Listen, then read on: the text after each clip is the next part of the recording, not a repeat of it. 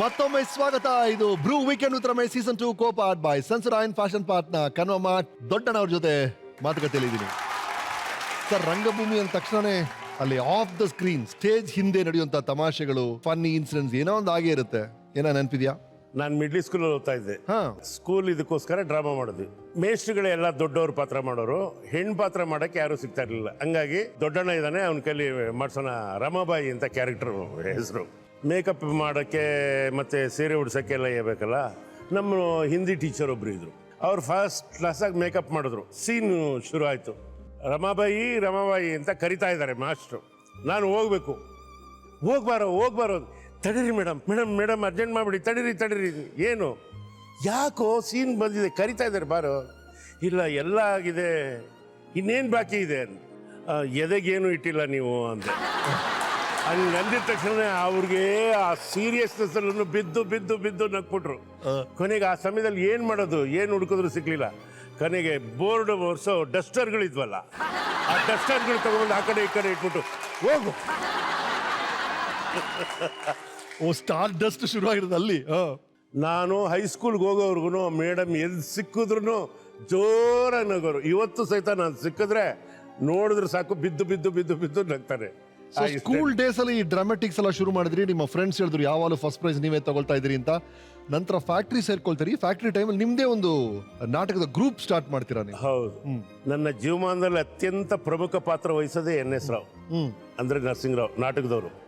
ಅವ್ರ ನಾಟಕಗಳನ್ನ ಆಡ್ತಾ ಇದ್ವಿ. ವಿಷಜ್ವಾಲೆ ಪ್ರತಿಯೊಂದು ನಾಟಕ ಇದು ಮಾಡಬೇಕಾದ್ರೆ ಓ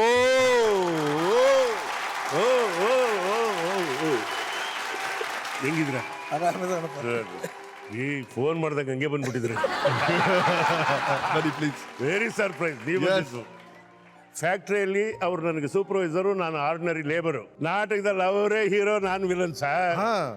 ಲಂಕೇಶ್ವರದು ಸಂಕ್ರಾಂತಿ ಮಾಡುದು, ಅದರಲ್ಲಿ ನಾನು ಬಿಜ್ಜಳ, ಅವರು ಬಸವಣ್ಣ. ಅದು ನನಗೆ ನಮ್ಮನ್ನ ಒಂದು ಲೆಕ್ಕಾಚಾರಕ್ಕೆ ನಮ್ಮನ್ನ ಕಣ್ತೇರಿಸಿದ ನಾಟಕ ಅದು. ಅದಾದ್ಮೇಲೆ ಚಂದ್ರಶೇಖರ್ ಕಂಬಾರದು ಜೋಕುಮಾರ್ ಸ್ವಾಮಿ ಮಾಡಿದ್ವಿ. Wonderful drama, wonderful. ಇವತ್ತು ಸಹಿತ ಅದ್ರ ರೆಕಾರ್ಡ್ ಯಾರು ಮುರಿಯಕ್ಕಾಗಿಲ್ಲ. ನಾಟಕ ತುಂಬಾ ಚೆನ್ನಾಗಿತ್ತು. ಒಂದೊಂದು ಈಚ್ ಅಂಡ್ ಎವರಿ ಕ್ಲಾಪ್ಸ್ಗೂ ಜನ ಓ ಅಂತ ಚಪ್ಪಾಳೆ ಹೊಡೆಯುವುದು. ಆಮೇಲೆ ಕನ್ನಡ ರಾಜ್ಯೋತ್ಸವ ಮಾಡ್ತಿದ್ವಿ ಸರ್. 9 ದಿವಸ ಪ್ರೋಗ್ರಾಮ್ ಮಾಡ್ತಿದ್ವಿ ಭದ್ರಾವತಿ ಒಳಗೆ. ರಜನಿಕಾಂತ್ ಅವ್ರನ್ನ ಕರೆಸಿ ಮೆರವಣಿಗೆ ಮಾಡಿದ್ವಿ. ಫಸ್ಟ್ ಟೈಮ್ ರಜನಿಕಾಂತ್ ಅವ್ರನ್ನ ಕರೆಸಿ ಸನ್ಮಾನ ಮಾಡಿದ್ದೆ ನಾವು, ಕರ್ನಾಟಕ ಸಂಘ. ಆ ಫೋಟೋ ಇವತ್ತು ನನ್ನ ಹತ್ರ ಇದೆ, ನನ್ನ ಆಲ್ಬಮ್ ಅಲ್ಲಿ ಇದೆ. ಹಂಗಾಗಿ ಬಹಳ ಚೆನ್ನಾಗಿ ಬೆಳೆದ್ವಿ ನಾವು. ಬಟ್ ದೊಡ್ಡ ಅಣ್ಣಗೆ ಅದು ಬಾರನ್ ಗಿಫ್ಟ್ ಸರ್. ಕಲಿತೇವೆ ಅಂದ್ರೆ ಯಾರಿಗೂ ಬರಕ್ ಸಾಧ್ಯ ಇಲ್ಲ. ಅವ್ರಿಗೆ ಹಳಗನ್ನಡದ ಬಗ್ಗೆ, ಆಧ್ಯಾತ್ಮಿಕದ ಬಗ್ಗೆ ಸರ್, ಬೆಳ್ಳಿ ಮೋಡಗಳು ನೋಡ್ಬಿಟ್ಟು ನಿಜವಾಗ್ಲೂ ಕಣ್ಣಾಗ ನೀರು ಬಂದ್ಬಿಟ್ಟು ಅಷ್ಟು ಚೆನ್ನಾಗಿ ಬಂದಿತ್ತು. ನನಗೆ ನಿಜವಾಗ್ಲೂ ವಂಡರ್ ಆಗ್ಬಿಟ್ಟು ಆಮೇಲೆ ಫೋನ್ ಮಾಡಿದೆ, ದೊಡ್ಡಣ್ಣ ಸಾರ್ಥಕ ಆಯ್ತು ಇವತ್ತು, ನೀ ಏನು ಸಾಧನೆ ಮಾಡಿದ್ದಿಲ್ಲ ಇವತ್ತು ಮಾಡಿ ತೋರಿಸಿದ್ದಿ ಅಂತ ಅವತ್ತೇ ನಾನು ಫೋನ್ ಮಾಡಿ ಹೇಳಿದೆ ಸರ್. ರೈಟ್, ಥ್ಯಾಂಕ್ ಯು ಬನ್ನಿ ಸರ್. ನಿಮ್ಮ ಗೆಳೆಯರು ಅದನ್ನ ಹೇಳ್ತಾರೆ, ನಾನು ಗಮನಿಸಿದ್ದೀನಿ. ನಿಮ್ಮ ಜೊತೆ ನಾನು ಕಾರೆಲ್ಲ ಹೋಗ್ತಿದ್ದಾಗ ದಿಢೀರಂತ ನೀವು ಹೇಳುವಂತ ಸಾಹಿತ್ಯದ ಬಗ್ಗೆ ವಿಷಯಗಳಿರ್ಬೋದು, ನೀವು ರಾಜಾನಂದ್ ಅವರು ಜೊತೆಗೆ ಮಾಡಿದಂಥ ವಚನಗಳ ಬಗ್ಗೆ ನೀವು ಹೇಳ್ತಾ ಇದ್ರಿ. ನೀವೇ ಹೇಳಿದ್ರಿ SLC ಅಲ್ಲಿ ನೀವು ಫೇಲ್ ಆದಾಗ ನಿಮ್ಮ ಅಮ್ಮ ಹೇಳಿದ್ರು, ಮನೇಲಿ ದನ ಕಾಯಕ್ಕೆ ಯಾರಿಲ್ಲ, ಬಂದ್ಬಿಡಪ್ಪ ನೀನು ಅಂತ. ಆ ಥರ ಇದ್ದವ್ರು ಇದೆಲ್ಲ ಯಾವಾಗ ನಿಮ್ಗೆ ಆಸಕ್ತಿ ಶುರು ಆಯಿತು? ಹೇಗೆ ಕೊಡ್ತು ಇದ್ರ ಬಗ್ಗೆ ಎಲ್ಲ ಸಾಹಿತ್ಯದ ಬಗ್ಗೆ?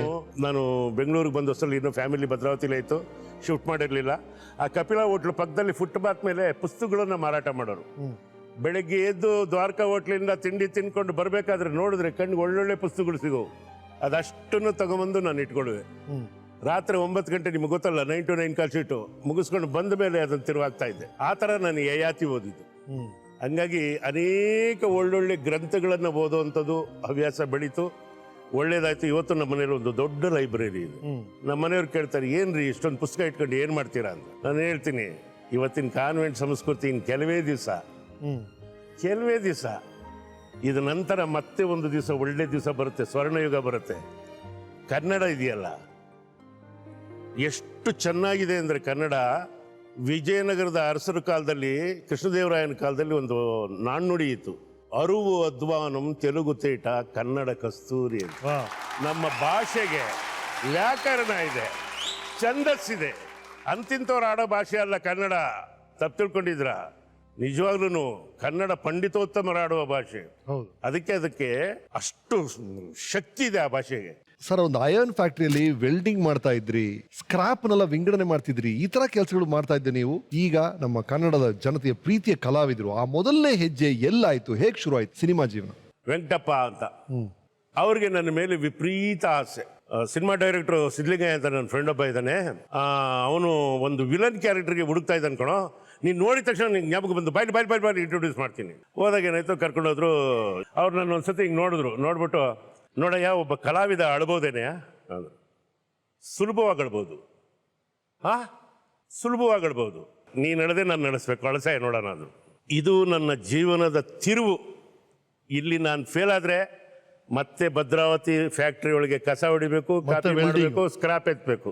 ಇಲ್ಲಿ ನಾನು ಮೈದುಂಬಿ ಮಾಡಿದ್ರೆ ನನಗೆ ದೇವ್ರ ಅನ್ನ ಕೊಡ್ತಾನೆ. ಅಲ್ಲಿ ಅಂಗುಲಿ ಮಾಲದಲ್ಲಿ ಒಂದು ಸೀನ್ ಬರುತ್ತೆ. ಬುದ್ಧ ಬರ್ತಾನೆ. ಬುದ್ಧ ಬಂದಾಗ ವಾಗ್ವಾದಗಳೆಲ್ಲ ನಡೆಯುತ್ತೆ. ಇವನು ಮುಟ್ಟುಬಿಟ್ಟು ಅವನು ಹೇಳ್ತಾನೆ, ಕಿತ್ತೆಸೆಯು ಈ ಅಂಗುಲಿ ಮಾಲೆಯನ್ನು, ಈ ಕರ್ಮ ಪಾಶವನ್ನು, ಮೇಣಂತೆ ಮುಕುಟವನ್ನು, ಮೃತ್ಯುವಿನ ತೊತ್ತುತನದ ಅಪಮಾನ ಚಿಹ್ನೆಯನ್ನು ಒಂದೊಂದೇ ಕಿತ್ತಾಕ್ತಾನೆ.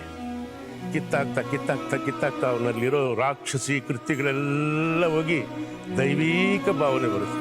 ಈಗ ಹೀಗಿದೆ ಕಂಡ ಅಂತ ಕೇಳ್ತಾನೆ. ಅವಾಗ ಅವನು ಒಂದೇ ಒಂದು ಮಾತು ಹೇಳ್ತಾನೆ, ಹಗುರಾಯಿತು ಎದೆ, ತುಂಬುತ್ತಿದೆ ಸೊದೆ, ನನ್ನ ಈ ಜೀವನ ಕಣಕಣವನ್ನು, ಹರಿಯುತ್ತಿದೆ ಮುದ ಮೈದೋರಿದೆ ಹದ ಪಾವನಗೈದಿದೆ ಚಣಚಣವನ್ನು, ಬೆಳದಿಂಗಳ ಹೊಡೆ ಕಾನನ ಬೇಳೆ ನೀಸಿ ತೊಳೆದ ರೈತಿ, ಬಾಳನು ತುಂಬಿತೋ ಪಾವನಗೈದಿತೋ ನಿನ್ನೀ ದೇವ ಮನೋಹರ ಪ್ರೀತಿ, ದೇವ ಮನೋಹರ ಪ್ರೀತಿ ಅಂತ ಸಾಷ್ಟಾಂಗ ಆಗ್ತದೆ. ನಮ್ಮ ಗುರುಗಳ ಕಣ್ಣಲ್ಲಿ ಪಟ ನೀರು ಬಂತು. ಯಾವನ್ ಏನೇ ಹೇಳಿದ್ರು ನನ್ನ ನಾಟಿಗೆ ನೀನಕರ ಸಿದ್ದೇಗೌಡ ಅದು. ಹಂಗಾಗಿ ಕೂಡಿ ಬಾಳಿದರೆ ಸ್ವರ್ಗ ಸುಖದಲ್ಲಿ ಸಿದ್ದೇಗೌಡ ಎನ್ನುವ ಪಾತ್ರದ ಮೂಲಕ ನನ್ನ ಜೀವನದಲ್ಲಿ ಕರ್ನಾಟಕಕ್ಕೆ ನನ್ನ ಪರಿಚಯ ಮಾಡಿಸಿದ ಗುರು Siddhalingaiah. Right madam, initial days ಅವರು ಬರೀ ವಿಲ್ಲನ್ ರೋಲ್ಸ್ ಮಾಡ್ತಾ ಇದ್ರು, ಕಾಮಿಡಿಗೆಲ್ಲ ಆಮೇಲೆ ಬಂದ್ರು. ಆ ಟೈಮಲ್ಲಿ ಹೇಗಿತ್ತು ನಿಮ್ಮ ರಿಯಾಕ್ಷನ್? ಪರಾಜಿತ ಅನ್ನೋ ಒಂದು ಚಿತ್ರದಲ್ಲಿ ಇವ್ರದ್ದು ಶಶಿಕಲಾ ಅವ್ರದ್ದು ಇಬ್ಬರದು ಒಂದು ಸೀನ್ ಬಂದಿತ್ತು. ಆ ಪೇಪರಲ್ಲಿ ಬಂದಿದ್ದು ನೋಡಿ ಎಲ್ಲ ಹೇಳು, ಪರವಾಗಿಲ್ಲ, ಎಲ್ಲ ನೋಡಿರೋದು ಹೇಳಿ. ಸರಿ, ಸಂತೆಗೆ ಹೋಗ್ತಾ ಇದ್ವಿ, ಇವರು ಬರೋರ ಜೊತೆಯಲ್ಲಿ. ಅವ್ರ ಹೆಂಗಸರು, ಅವ್ವ ಇದು ಕೊಡು, ಅಕ್ಕ ಇದನ್ನ ಕೊಡು ಅಂದ್ರೆ, ಅಲ್ಲ ಕಣಣ್ಣ, ಇಲ್ಲಿ ಅವ್ವ ಅಕ್ಕ ಅಂತೀಯ, ಫಿಲಮ್ನಲ್ಲಿ ಯಾಕೆ ಹೆಣ್ಮಕ್ಳನ್ನ ಎಲ್ಲೆಲ್ಲೂ ಬಿಡ್ದಂಗೆ ಓಡಾಡಿಸ್ತೀಯ ಅನ್ನೋರು. ಎಲ್ಲ ಫಿಲಮ್ಗಳು ನೋಡ್ತಾ ಇದ್ವಿ, ಯಾವುದನ್ನು ಬಿಡ್ತಾ ಇರಲಿಲ್ಲ. ಓಕೆ, ಈ ವಿಲನ್ ಇಂದ ಈ ಕಾಮಿಡಿ ಯಾವ ಶಿಫ್ಟ್ ಆಗಿತ್ತು ಸರ್? ಅದಕ್ಕೆ ಕಾರಣ ಏನು ಸರ್? ವಿಲನ್ ಪಾತ್ರನೇ ಮಾಡ್ತಾ ಇದ್ವಿ. ಎಲ್ಲಿ ನೋಡಿದ್ರು ವಿಲನ್. ಬಿದ್ದು ಎದ್ದು ಅಯ್ಯ, ಭದ್ರಾವತಿಲಿ ಸ್ಕ್ರಾಪ್ ಎತ್ತಬೇಕಾದ್ರೆ ಎಷ್ಟೋ ಚೆನ್ನಾಗಿದ್ದಲ್ಲೋ ಬೋಳಿ ಮಗನೇ ದೊಡ್ಡ ಅಂತ ಕನ್ನಡಿಗೆ ನೋಡ್ಕೊತಿದ್ದೆ ನಾನು. ಹಿಂಗೆ ಕಷ್ಟ ಬಂತಲ್ಲಪ್ಪ, ಆದ್ರೂ ಕುಗ್ತಾ ಇರ್ಲಿಲ್ಲ, ಎಲ್ಲ ಮಾಡ್ತಾ ಇದ್ದೆ. ಮಾಡಿ ಒಂದು ದಿವಸ ಏನಾಗೋಯ್ತು, ಇದಕ್ಕೋದೆ ನಾನು ಅಭಿಮಾನ್ ಸ್ಟುಡಿಯೋಗೆ.